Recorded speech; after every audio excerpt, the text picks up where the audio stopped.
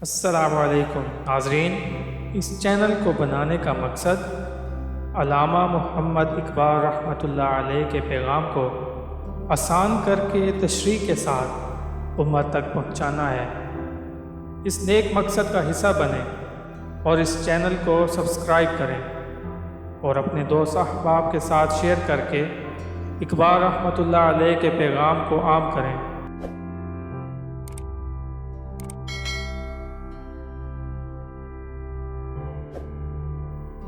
ہاتھ ہے اللہ کا بندہ مومن کا ہاتھ ہے اللہ کا بندہ مومن کا ہاتھ، غالب و کار آفریں، کار کشا کار ساز۔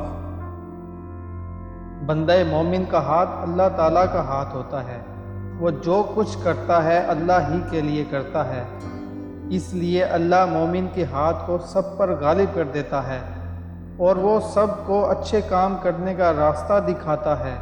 اگر کسی کے کام میں کوئی مشکل یا رکاوٹ پیدا ہو جائے تو اسے دور کرتا ہے اور دوسروں کے بگڑے ہوئے کام سنوار دیتا ہے، یعنی مومن بھلائی اور فلاح کی علامت ہے۔ خاکی و نوری نہاد بندہ مولا صفات، خاکی و نوری نہاد بندہ مولا صفات، ہر دو جہاں سے غنی اس کا دل بے نیاز۔ بندہ مومن اگرچہ جسم کے اعتبار سے خاکی ہوتا ہے لیکن فطرت کے لحاظ سے نوری ہے۔ اس کے اندر اپنے آقا و مولا کی صفات پیدا ہو جاتی ہیں۔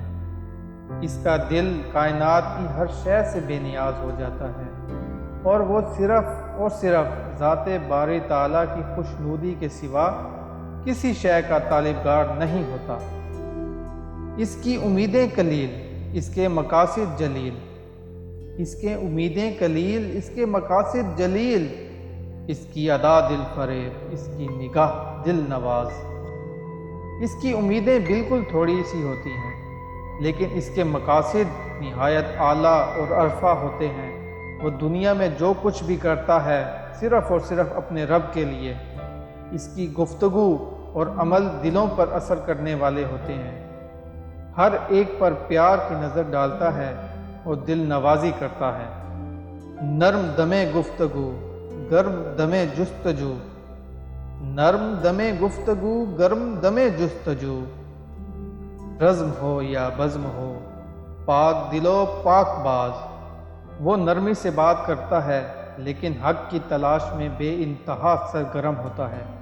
میدان جنگ ہو یا دوستوں کی محفل، مومن دونوں جگہ پاک دل اور صاف معمولات کا پیکر ہوتا ہے اور اپنے ہر کام میں صرف اللہ کی رضا کو پیش نظر رکھتا ہے۔